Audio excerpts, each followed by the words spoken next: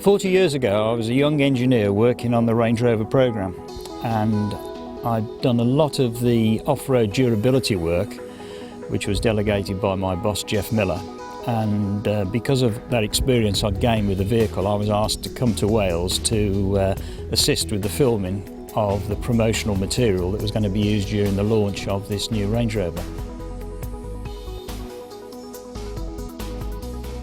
The resulting images were used during the launch of the vehicle, both in Cornwall and by the media in general, for their articles that they wrote about the vehicle after they'd road tested it. We visited various parts between Bedgellet and Betsycoed and Capel Curig, Festiniog and also Anglesey.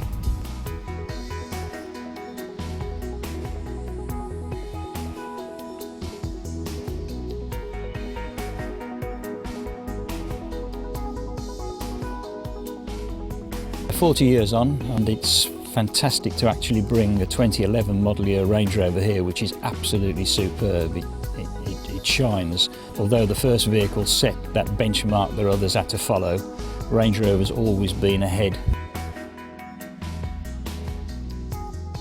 There are a few differences over 40 years between this vehicle and the 2011 model year vehicle. Of course, we started off with a vehicle which was permanent four-wheel drive through a lockable centre differential.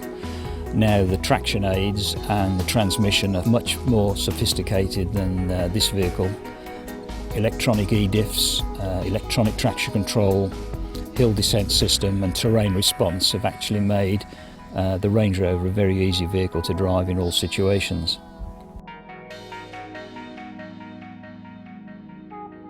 The track that we've driven on today and the track that we drove on 40 years ago, I personally didn't find. It was found by the producer working for Pathé and Forlong Productions, who actually made the film. They did the initial investigations in Wales, and by staying in the local hotel managed to find the farmer who farmed this land, and he gave us permission to use his tracks for the filming. Interesting enough, the same family still, after 40 years, of farming here, and the son is now farming and the grandson is working here as well. So, and it's been really interesting to talk to them and meet with them and show them some of the material that was filmed here and photographed here all those years ago. I didn't find it from my memory initially. My colleague Nick Dimbleby, he did some great research and using Google Earth and some Ordnance Survey maps, we managed to track it down, and with some help from some of the locals, pointed us in the right direction.